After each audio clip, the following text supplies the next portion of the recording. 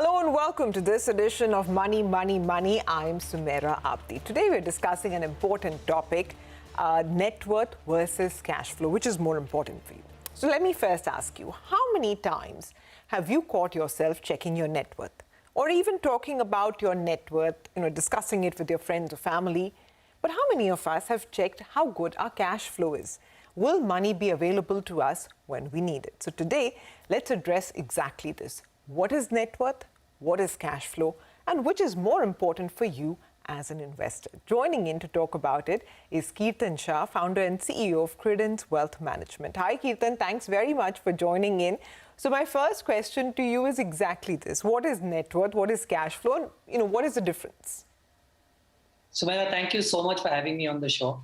Sumaira, when we say net worth, we are typically talking about what is going to be left with you after you've paid all of your debts, right? So theoretically, if I have to put this, I would say net worth is nothing but your assets minus liability. Now, what do I mean when I say assets here? Assets can be any and everything from all your real estate investments, the cash that you have in the bank, the fixed deposits that you've done, all your equity investments, everything put together will form the asset side of our discussion. And liability can be all the loans that you typically have from, let's say, a personal loan to a housing loan. So today, if I have to calculate my net worth, I would say that if all my investments put together that I just highlighted is 100 rupees and all my liabilities that I have to pay together is, let's say, 40 rupees, then from the assets, if I pay off the liability, which is 40 rupees, the remaining 60 is largely my net worth, right? Now, there are a lot of problems, or I would say theory may be very different from a practical standpoint of how you may look at net worth. Let me highlight a couple of things as to why do I make that statement. So while you look at net worth, there are a couple of questions that you might want to ask yourself. First is, do the primary house that I stay in should be included in the net worth? Now, you might say yes, because it is an asset, but then the other way of looking at it is, would you be able to sell it whenever you require, or would you rather liquidate it to pay off a debt somewhere? Or probably, let's say if you run a private limited company and you've been able to build an equity in that company over a period of time, how do you value that in calculating your net worth? Or probably as simple as that, while you're trying to calculate net worth, would you consider all your investments on a pre-tax or a post-tax basis, right? So net worth is slightly subjective, may not be very liquid. So you might look at your net worth and say, my net worth is 60 rupees for the example that I gave you, but that 60 might not be immediately available to you as and when you want. And like we discussed, there are a lot of ifs and buts as to how do you arrive at that 60. What is that cash flow is very plain, simple, straightforward, where you are saying that every month, every quarter, or every year, I will receive an X amount of cash flow from all the investments that I've done. Right now, various investors would want to kind of emphasize on various methodology. I mean, there may be some investors who would want to focus slightly more on building their net worth, and then there might be investors who would want to focus or look at cash flows. But I think that is largely individualistic. But in my opinion, net worth is slightly more subjective. Cash flow is apparent. You know the kind of money that you will receive in terms of cash flow for a specified period of time. Okay, understood. But Kirtan, who are the kind of investors who need to give more importance to cash flow over net worth? So while we talk about cash flow, Sumaira, I think these are largely investors who are slightly more conservative in nature, who are probably planning for financial freedom very quickly, or probably are very close to retirement or looking at retirement, or plain simple investor who might not be looking at financial freedom or wanting to get retired quickly, but just don't want to take a lot of risk. I think these are the kind of investors who largely want to focus on creating a fixed income or a fixed cash flow for themselves. Whereas if you look at somebody who's more aggressive, right, who has a very steady cash flow income coming in every month, does not want to retire pretty soon, is very confident that if the investment does not pay the cash flow, there is an actual income which is coming in periodically, which will take care of the cash flow. They are slightly more aggressive. They are slightly more looking at creating wealth over a period of time, are the kind of investors who largely look at net worth. Okay. So naturally, the kind of investing you do would also differ on this, right? So what kind of investing is suitable for which kind of individual? So Sumera, look, largely if we talk about four assets here, right? We talk about equities, we talk about fixed income, we talk about gold, and we talk about, let's say, real estate. Now, if we understand characteristics of each of these assets that we are talking about, we probably might be able to figure out pretty easily of who would want to go, or rather a net worth based individual would want to go for what kind of assets, and cash flow would want to go for what kind of assets. So if you look at, let's say, fixed income, right? Or let's say, look at real estate. Fixed income and real estate, largely, in my opinion, is something that probably a cash flow kind of investor would want to go for, is because you would typically be able to lease out your real estate property to generate rents. Fixed income typically pays you a cash flow periodically, right? But while you talk about equity, you might have to then further boil down and try and figure out what style of equity investing are you talking about. What I mean by this is, let's say typically somebody who's a cash flow based investor would largely look at doing value investing style of investing in equity. So if I have to broadly break this down, Sumera, I think while you talk about cash flow kind of investors, you would typically see that they focus more on real estate, they focus more on fixed income.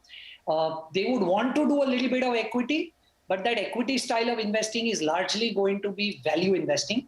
Whereas somebody who's largely more into wealth creation, net worth building kind of investor, that investor would not want to do a lot of real estate, is because you would note that the rental yield may not really appeal because it is too small for an aggressive investor, or probably fixed income may not be a larger part of the portfolio. You will see lower exposure to gold as well in this kind of a investor. And largely, this investing will happen in equity, more so on the growth or momentum style of investing on the equity side, Sumera. Okay, can you explain that difference as well between value and growth? Sure. So Sumera, largely while you do equity investing, we are talking about three styles, right? First is, you say, value investing. Value investing is the most traditional way of investing in equity, where you are saying that you will try and invest in sectors or stocks which are fairly valued or which are undervalued. They are not expensive versus their historical price to earnings ratios or the price to book ratios. So let's say today, if I talk about, just as an example, may not fit in what we are trying to say, but let's say IT.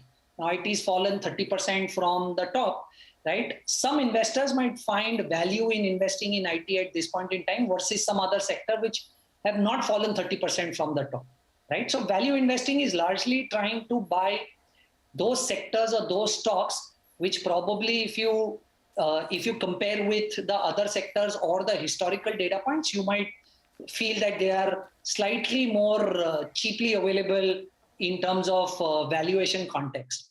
But if you talk about growth investing is a style of investing in where you would want to invest in sectors or you want to invest in stocks which might look expensive at this point in time, which means they might have a higher PE, higher PB, or a higher EV by EBITDA.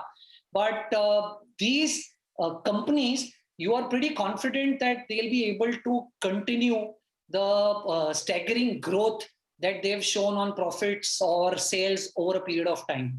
So what typically happens is, while you are expecting that these companies will continue to grow at a very faster pace, you are willing to pay a slightly higher valuation at this point in time, because you know that when the sales and other areas around the business will grow at a faster pace, the same valuation will look slightly cheaper in the future. So growth investing is largely buying stocks which may look expensive right now, but because you are expecting them to grow at a very faster pace, you're okay to pay that. Value investing is versus traditional and historical valuation data points. You probably find this stock or sector slightly cheaply available at this price. And momentum, which we've not spoken about, Sumaira, but momentum largely is a style of investing where you want to invest in stocks which are moving higher. So if the stock is generating positive returns or is moving higher, you would want to invest in those stocks, and you would want to sell stocks which are falling. So these are largely the three types of styles of investing in equity. So momentum and growth is more net worth or aggressive investor type of investing, whereas value is more cash flow kind of investing. Okay, got it. Kirtan, we're going to take a very quick break over here, but we have more questions to ask on the other side, so do stay tuned in. We'll be right back. Welcome back. You're watching Money, Money, Money. With us is Kirtan Shah of Credence Wealth Advisors, and today we've been talking about the difference between net worth and cash flow and which is more important to you as an investor. So we've discussed the differences and, basically which kind of investor needs to focus on what kind of an investing strategy. But Kirtan, one question that I had was, why would a cash flow focused portfolio need equity at all? So Sumaira, we largely said that, somebody who wants cash flow are individuals who probably are looking at financial freedom or are probably looking at a cash flow because they are very close to retirement, so on and so forth. But, the core principle of investing while you are trying to invest is to try and generate inflation beating returns, right? Because if you're not able to beat inflation at the end of the day, probably the kind of investing that you are doing theoretically may grow on paper, but you are largely, kind of going down on the value of the money that you've been able to accumulate over a period of time. So largely, in my opinion, even somebody who's largely looking at a cash flow style of investing, right, is a lot risk averse, would also want to allocate, let's say, 20-25% of the portfolio to equities. First is because you want to create a portfolio which probably ends up beating inflation, and adding a 20-25% to the portfolio will definitely solve that problem. Second, like we also spoke, that as a cash flow focused investor, you would largely want to do value style of investing. Right now, value style of investing takes care of two other things that are very relevant to a cash flow generating investor. First is that when you do value style of investing is considered slightly more or rather slightly less risk averse versus growth style of investing. So if you look at the volatility or standard deviation of a value-based portfolio, you would see that the volatility is much lower than somebody who does growth style of investing. Now that exactly fits in what probably a cash flow focused individual or an investor is looking at. That yes, I want to invest in equity to beat inflation, but I don't want a lot of volatility. So when you do value investing of that 20-25% of your portfolio, that probably takes care of less volatility. And also at that same time, while I talk about value investing, largely a lot of this value or contra investing happens in companies which pay very high dividends, right? So while you are trying to do a 20-25% allocation to equity, this also takes care of your cash flow requirements, Sumaira, which originally is the reason why you are building this portfolio. So you might do 20-25% in equity, but that will have low volatility because it is value style. It might also pay you dividend, which will take care of your cash flow. And hence, at the end of the day, you tried building a portfolio which is not very volatile, is aiming towards building a portfolio which is generating inflation beating returns, and also thanks to dividends that probably these stocks might end up paying, your cash flow requirement is also taken care of. And which is why largely I feel that even if you are more cash flow focused as an individual, you probably still might want to add this 20% to value style of equity investing, Sumaira. Okay, fair enough. But how can such a investor take their first steps towards financial independence?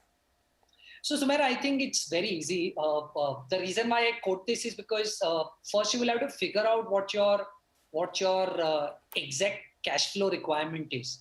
Now, what do I really mean by that is, let's say, for example, if you're looking at attaining financial freedom or retiring, let's say 5 years from today, the first thing in my opinion you would have to figure out is that if today your monthly expenses are, let's say, 25,000 rupees a month, how much will this expense become 5 years later because of inflation, right? So let's say if your cash flow need today is 25,000, hypothetically assuming inflation is growing at an X rate, your cash flow requirement might become 50,000 after 5 years when you are looking at attaining financial freedom.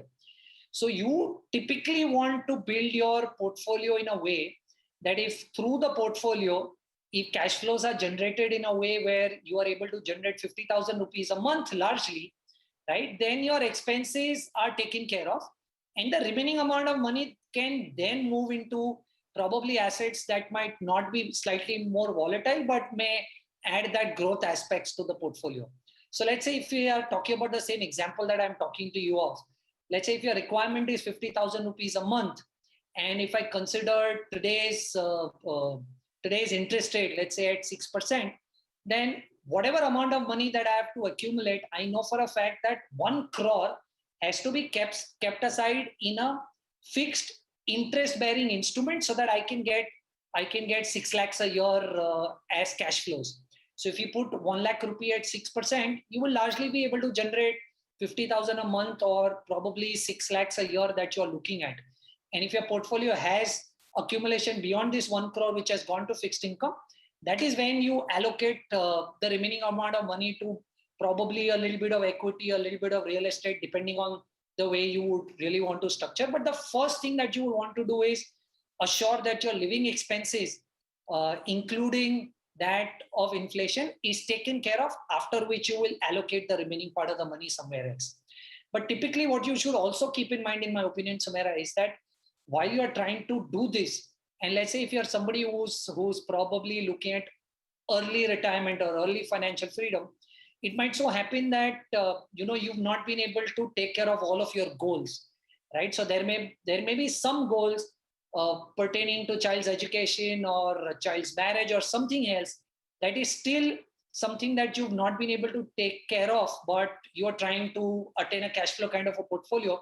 So what you should ideally also do is that once you've secured this cash flow requirement of yours by putting money in fixed income, before putting money in some other assets to do with equity or real estate, you will try and first figure out that you would want to keep your money in a way that the given goal that you are looking at attaining is also taken care of. So first you take care of your cash flows, then you take care of your goals, and if at all there is some money left, is where you will look at parking that into various other assets to try and build a portfolio for yourself.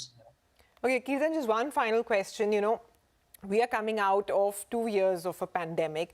It's still a time of uncertainty because we're talking about maybe recession, there's inflation all around us. Should any kind of investor currently be more focused on cash flow over net worth? So, Sumaira, to answer this question very technically for this particular point, the answer is a yes. You would typically see that value style of investing, or the investing where we are talking about where cash flow generation is of importance. This is the kind of style that typically works in expensive market valuations or markets where you will see a slightly recessionary kind of a situation or inflationary kind of a situation. So if you look at historical data points, you will always relate to this fact that whenever markets have been expensive or whenever you've not really had confidence on the valuations of the equities, you would typically see value style of investing has definitely performed more over growth style of investing, right? Where if you've received cash flows, those cash flows can easily be redeployed at a given opportunity, because you are in a situation where you will keep getting opportunities because of inflation numbers probably not coming out in the direction that you want, or the recessionary pressure or the inflationary pressure that we are talking about. So yes, going by the historical data points, you will typically see that value style of investing always works in such a situation where you are not very happy with the kind of valuations that equity markets trade at, right? Understood. So definitely if you look at the current situation and we are talking about how can new money be allocated? Probably if we are expecting inflation not to come down, recession to be buoyant, I think value style of investing will definitely do much better than growth style of investing. And the cash flows that you will make out of value style of investing may be redeployed at a much better opportunity versus doing a growth style of investing. Kirtan, thank you very much for joining in to explain this and to talk to our viewers about it. With that, we're going to wind up on this edition of Money, Money, Money. Do stay tuned. And of course, we'll see you again next week. Thanks for watching.